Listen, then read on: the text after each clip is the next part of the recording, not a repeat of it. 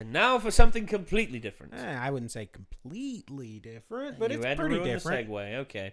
So anyway, Glass, which I'm excited about because, contrary to what a lot of people think, I liked Unbreakable. Have you seen Unbreakable, Kyra? No. Okay.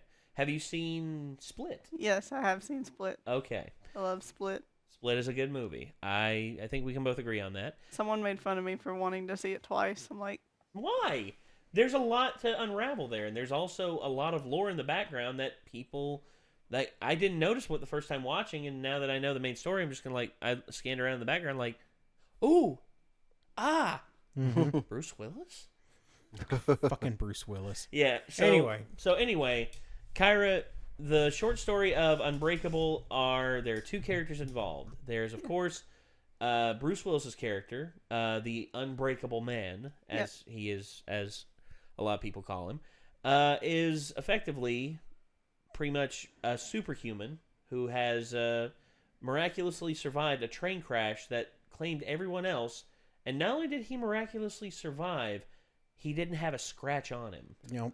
And this is a train crash that threw debris for up to 5 miles away. Oh, yeah, like...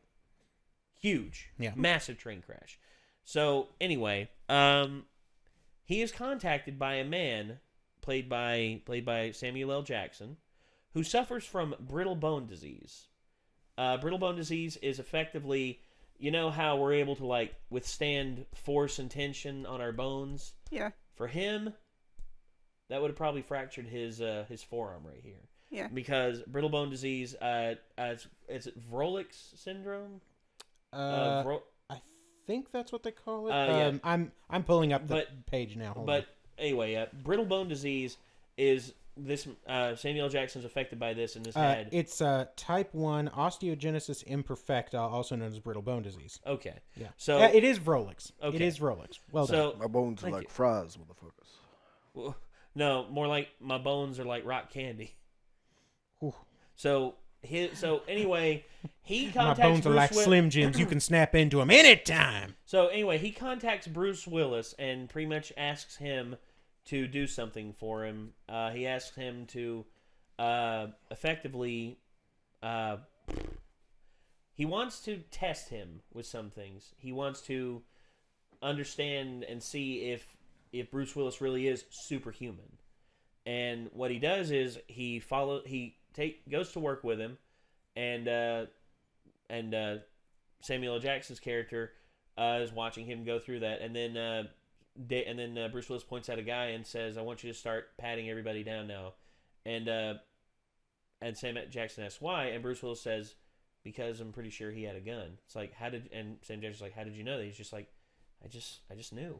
And then Sam Jackson chases the guy down who actually ran out of line when they started patting people down.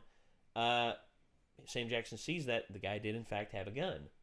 And then Bruce Willis also, through listening to Samuel L. Jackson, is able to tap into an ability where by him touching somebody, he is actually able to see what they have done. He's able to relive some of the worst things that they've done. Yeah, basically see their crimes. Yeah, effectively. Yeah. And there's one that a woman steals a coffee from a little coffee shop. Another one is a man steals something. Another one is a boy date raping a girl. And then there's one that effectively is a man breaks into a home, kills the father, and ties up the mother and children and is holding them captive. Meanwhile, he continues to go to work as a janitor. And Bruce Willis follows them home and takes care of business, strangles the guy out, saves the family. He tries to. The mother, unfortunately, dies from blood loss, and the two children survive. And when Bruce Willis is now ready to accept his future now as a potential superhero, he shakes Samuel L. Jackson's hands. They've never touched. They've never and then he shakes his hand and he sees that it was Samuel L. Jackson who caused the train crash. Among other things. Including plane crashes, terrible incidents that he caused because he was looking for a superhuman. Yeah.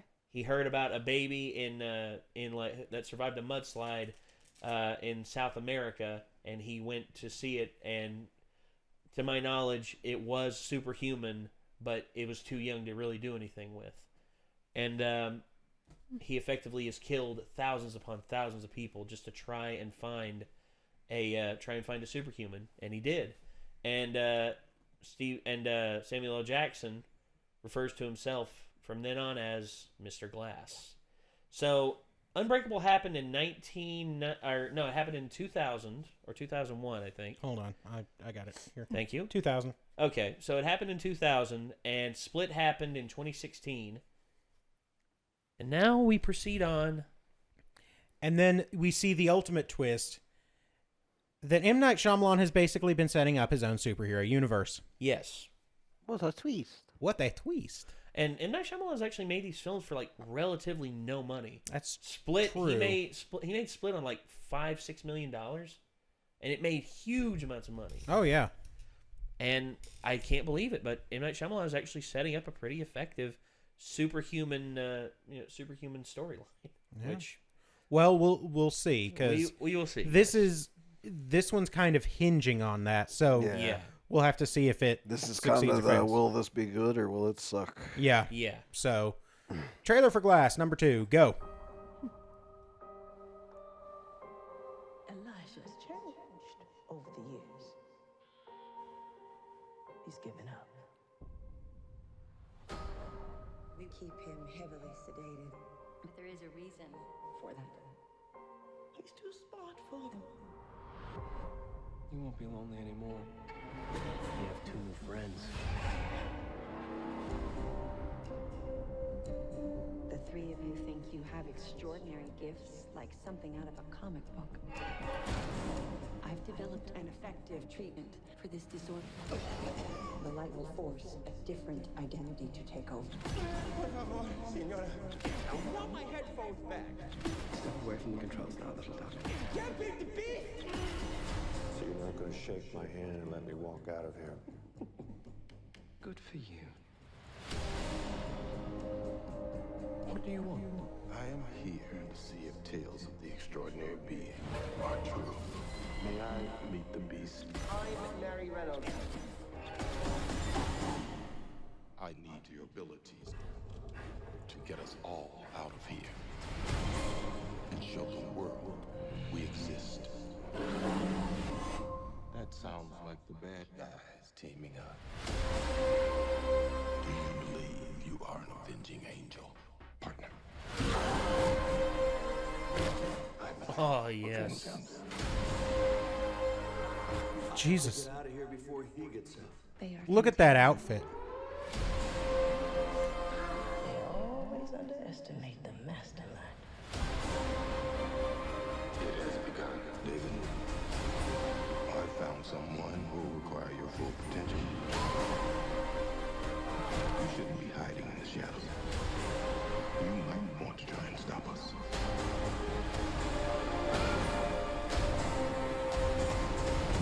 A lot of people are going to die. Hey, it's her.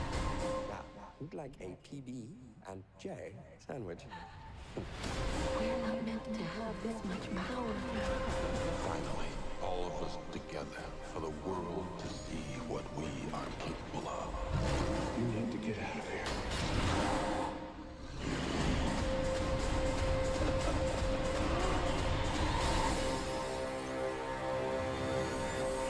What have you done, Elijah? It's Mr. Glass. Well, so some of those effects looked really good, like them falling into the fog. Yes. There was one. Him running looks a little goofy when he's running the like beast run. Yeah. Yeah. So, I think that could have looked a little less weird. The one that really got me was here's where the special effects really start. It's the Beast throwing Bruce Willis back, and Yep.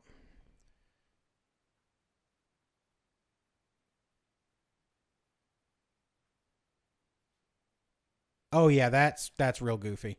Yeah.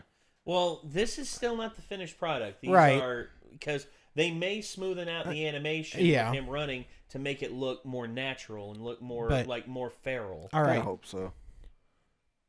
So yeah. Okay. Here I'll sorry.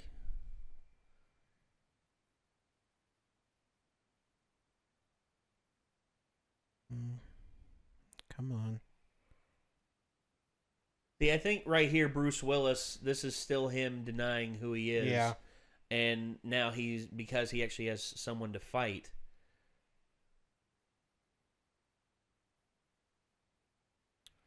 Okay, where is it? It's coming up soon. Yeah, it's Oh, it's when he's throwing him at the water. yeah, at the water reservoir. tank. That looks Yeah, it looked yeah, right there. that looked so bad. Well, yeah. I think it's because it's an unfinished special effect right there because I think what they're going to do is they're going right there. That's just I think Bruce Willis's body double being thrown right here, and I think they're going to effectively do what they did with Scott Pilgrim. I hope that they can like do a Well- little bit of motion blur, smooth it out, something. Well, Because right now It that looks like he flies in slow motion too. which then again, that's what I say about trailers. Trailers almost never have the fully finished footage in some ways. This right here, I think, is a finished shot because that is I saw a this shot. cool shot. I saw this shot in their previous trailer, and the fog didn't take them like this. The fog, Yeah. it seems as though the fog devours them. Yeah. Whereas in the previous trailer, it was just them jumping out of the window, and there was almost no fog there. Yeah. I think that right there is a finished, either a finished or probably a second level to finish special effects shot. Like they've got the base effect on it. Now they're going to smoothen out the animations more. Maybe the fog will be more like look more natural when they go through it. Because here it looks like the fog just eats them, and like right here, like you see them going through the fog, and it's they just they fade out disappear. before they hit the fog. Yeah, it's like whereas I think the more natural effect that they would have is like the fog would move with them. Yeah. The fog would like move in. Well, so the thing is, this is, I mean, whether intentionally or not, this is a superhero movie. Yes, it is. And thus, like, the actual fight choreography is going to be very, very important in maintaining immersion.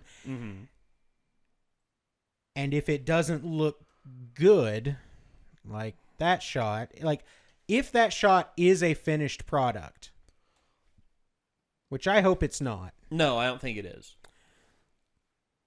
Let's see what the budget is on this.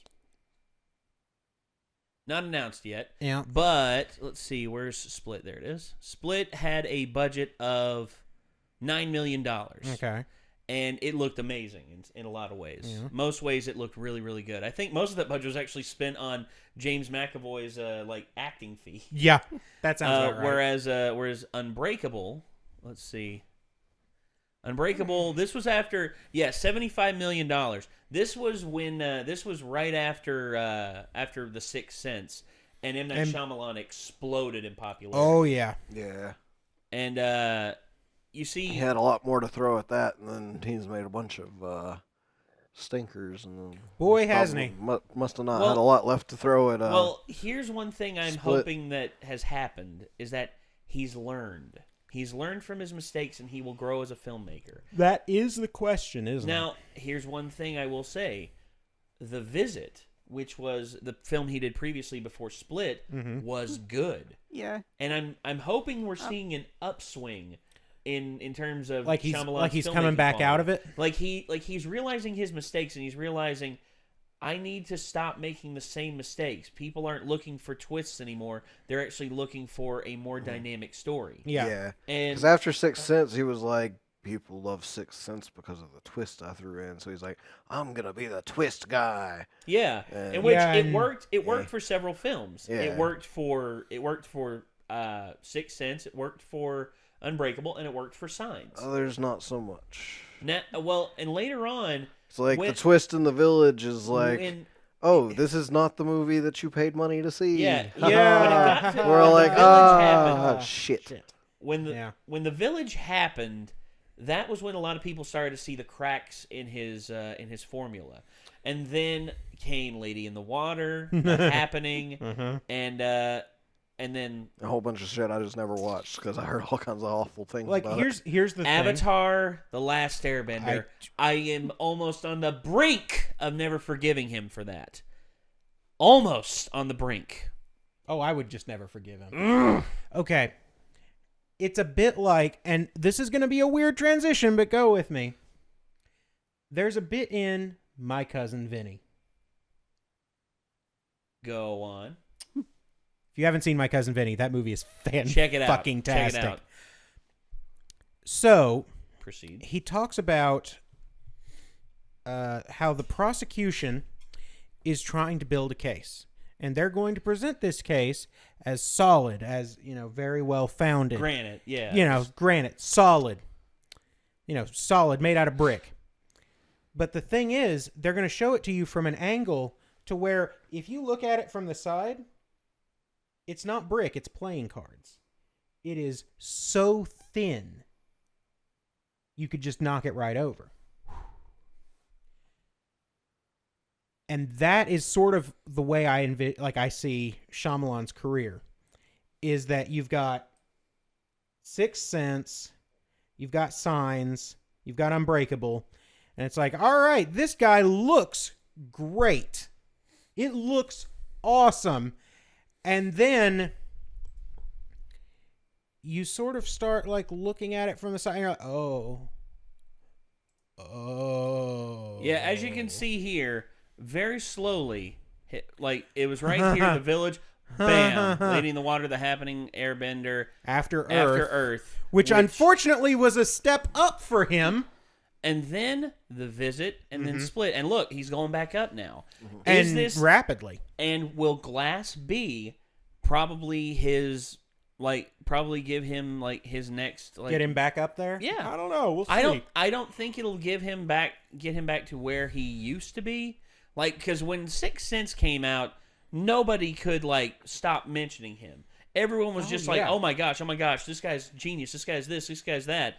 And I'm not sure if it went to his head or not, but... Well, so the thing is, when you portray somebody as a genius based off of one film... You got a problem. You need 3 data points, at least. Agreed. 1 point means nothing. You can draw a straight line between any 2 points. Oh, yeah. It's the 3rd point that is important to show a trend. Now, and unfortunately, he kept giving us more and more shitty data points. Yeah, whereas this guy here, let me bring him up. This guy is probably my favorite modern director. And critical reception, as you can see... He's talking about David Fincher. Let me show it, yeah. Yeah. As you can see... Ooh, The Panic Room, hell yeah. Yeah, That's as you one can of my see, favorite movies. his film career started out on a I rough actually didn't patch. realize that Seven and The Panic Room were by the same director. There you yeah. go. Oh, David yeah. Fincher, man. Fincher's a friggin' awesome director. And as you can see here... Is that the new girl with the dragon tattoo? Yes, it's the newer one. And then he did Gone Girl. He did Zodiac, which was really good. Curious Case of Benjamin Button, Panic Room, Fight Club, The Game. The Game was one that he said he wasn't 100% okay with because the studio wanted to control just a little bit too much of the influence. And then, but when he did Seven, he was given almost full creative control. And I think the reviews here don't do it justice. To me, it is probably the best suspense, psychological horror film. It's weird that he also 90s, started easy. with Alien 3. Well, yeah, that was not his choice. You want to know what the problem was? They couldn't agree on a script. Nobody at the Fox, at the main offices of Fox, they kept passing around scripts of different. They wanted one where it was just a gigantic planet made out of wood filled by all these monks, and somehow Ripley would get involved in that, and they would shave their heads and all that. And then they decided, you know what? No, let's do a prison planet idea. No, wait, that won't work because if we do a prison planet idea, we'll have to do, a camp of men and a camp of women. And also, Sigourney Weaver doesn't want guns on the set of Alien 3. You heard correctly. She did not want guns. Yeah, we mentioned that earlier in And a reaction video. And then, because the people at Fox were just like, you know what? Screw it. Let's just combine them all, and that'll make a good movie. No! And what do they do? That's the worst way They to put do them it. on a prison planet that isn't really a prison planet. It's actually a metal foundry planet ran by a bunch of bald guys who are trying to be, quote, trying to be monks. And somehow Sigourney Weaver is thrown in there because of insert MacGuffin A, where by some friggin' miracle, a alien egg is on the Sulaco, which makes no sense. So, yeah, it was a whole nightmare. And David Fincher, there's actually video of him on set, just like sitting there, just like wondering when they're going, like the producers are going to come back with more of the script that they've agreed on. And he's just, and he actually had a microphone overhead that was a boom mic, and he's like, hey, can you bring that over here? And like he has the boom mic hanging overhead like this, and he's just like, Fox, get your fucking shit together. I swear to fucking God, if you don't come up with a script, I'm going to kill everyone. Not in real life, but in the movie. I'm going to kill everyone. And there won't be a fucking thing you can do about it. That would be a horrible first experience for like directing a major feature. Right? For 3 years after that, he went back to directing music videos. That was what he was known for. He was known for directing music videos. And he just went back, he's like, you know what, fuck this. Hollywood can suck a dick. I'm going to go direct music videos. Yep. And he did. He went back and directed music videos, and then they said, you know what? It was Arnold Kopelson who came up to him and said, look, I really liked a lot of your work on Alien 3. He's like, oh, so you're the one. So you're the guy. So anyway, Arnold Kopelson comes up to him and says, tell you what, I'll produce the film. You won't have to deal with anyone at the studio. We'll have to start with a meager budget because, you know, the big boys aren't wanting to play in horror that much nowadays. Let's do a movie. In which David Fincher, that's when he, you know, built up a rapport with Brad Pitt and Morgan Freeman. And the ending was so shocking when they showed it to the studio demanded that they change the ending. And to which, at that point, Morgan Freeman and Brad Pitt said, if you change the ending of this film, we refuse to do the marketing for it. Refuse. Yep. And to which the studio said, all right. Well, when this film folds, guys, you're gonna come crying back to us. Did it fold? No. Instead, no. They just went. Oh, we knew it was gonna be a success. Yeah, it's one of the greatest psychological horror films of all time. You know, it's really plays with your mind. And we really trusted David Fincher. And Fincher's gone on record later in interviews and said they didn't do shit. They didn't do They did dick. They wanted to change everything. They wanted it to be a big heroic ending and all this and all that. You know, Hollywood stereotypes where, you know, there's a big chase down with the bad guy and the bad guy gets shot and dies and, you know, and everybody lives happily ever after and all that. And there's no consequences to the outcome. And it's like, and Fincher's and he said that. He's like, when they said that shit to me, I got up out of my chair and looked at them and said, are you literally trying to kill film? Are you literally trying to kill film? Yes. Pretty much. Yes, Apparently, they are. Yes, they were. But yeah, every film that he's done, I've been just like absolutely blown away by. Even Alien 3 and all of its pitfalls. The direction of that film has always been like something that I've always applauded. Even though they can't get their fucking story straight. Well, yeah, it's because it's got Justice League syndrome. They're trying to tell 8 different stories, which are not necessarily going to fit together, and you can't tell any of them. Fuck. Yeah. I saw The Panic Room just out of luck, pretty much, because me being a stupid kid was like, they're making a Resident Evil movie. Oh, I gotta go see this. Mom, please take me to see the Resident Evil movie.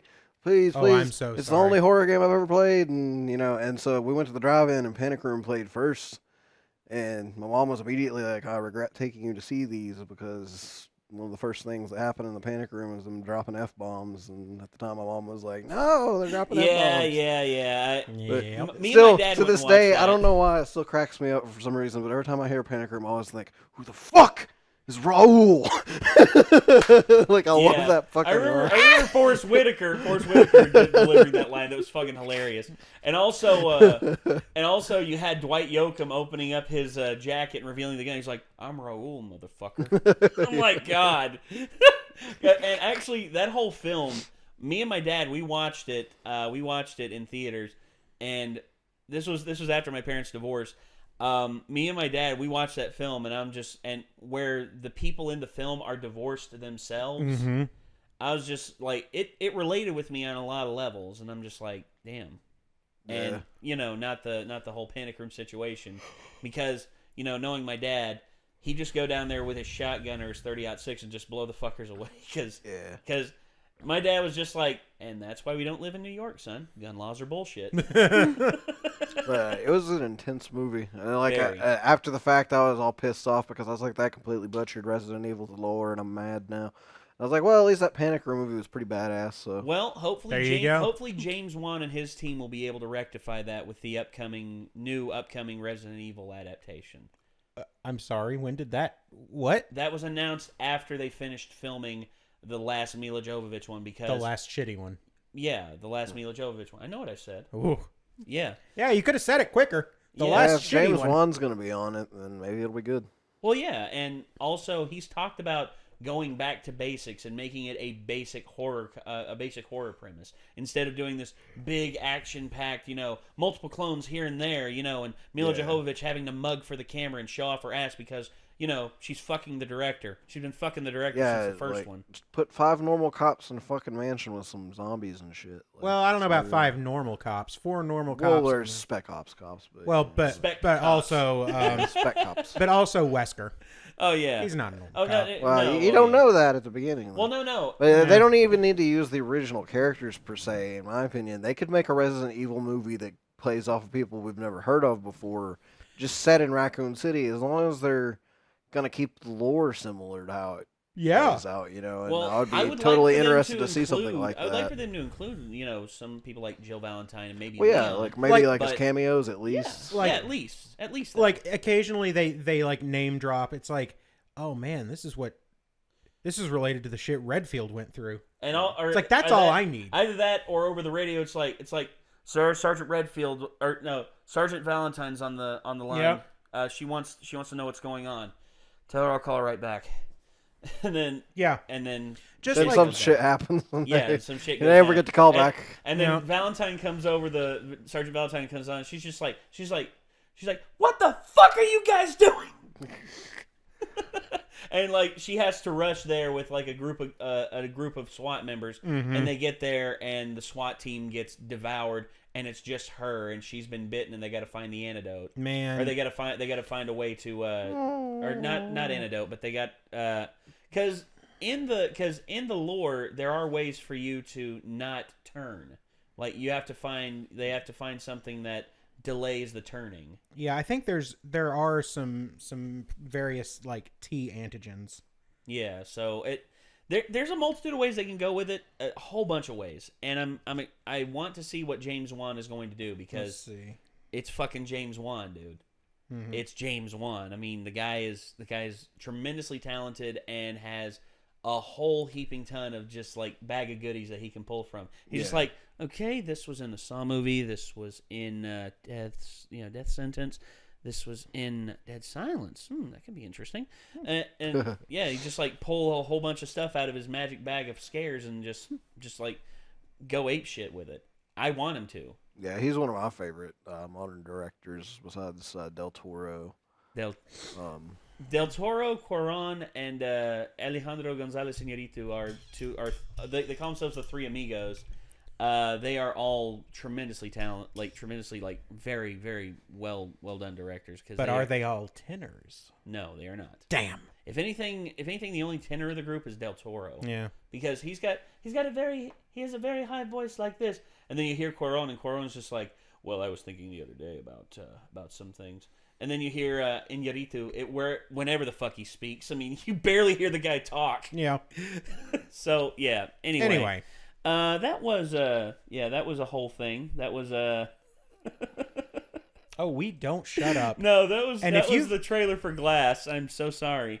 That was No, we're 30 not. minutes. We're That was not 30 sorry. fucking minutes of us just talking. We're not sorry. On a 2-minute trailer. Take that. Hey, Take that, reaction deniers. hey, Nate. The Switch reveal. What?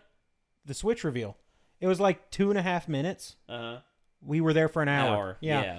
But This ain't nothing. Well, same thing with Captain America: Civil War. I mean, Oh boy, yeah, we 2.5 minutes, 50+ minutes of that's just like going on about the Marvel Cinematic Universe. Yeah. We cannot shut the fuck up. Oh, I wish I was here for that. That would have been awesome. Yeah, that would have been great. This December, when they drop what the new Avengers movie is going to be, you definitely got to be here for that. Well, I mean, gonna.